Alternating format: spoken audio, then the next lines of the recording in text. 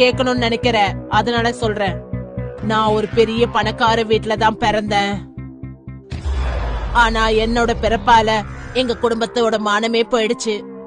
அதனால என்னோட அப்பா இன்னொரு அரவாணி கிட்ட என்ன கொடுத்துட்டாரு. அந்த அரவாணியோட பேரு காமினி. அவதான் எனக்கு அம்மாவா இருந்தா. அவங்கதான் என்ன சீராட்டி வளர்த்து பெரிய ஆளாக்குனாங்க. ஆனா எல்லாரும் என்ன பார்த்து கிண்டல் பண்ணிக்கிட்டே இருப்பாங்க.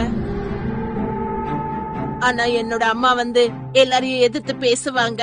என்னோட முழு பலமே அவங்கதான். எங்க அம்மா ஒரு பெரிய கிளாசிக்கல் டான்சர். அதனால அவங்க கிட்ட இருந்து என்னால டான்ஸ் கத்துக்க முடிஞ்சது.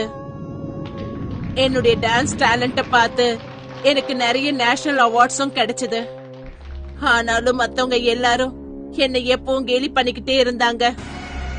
அங்க பாரு,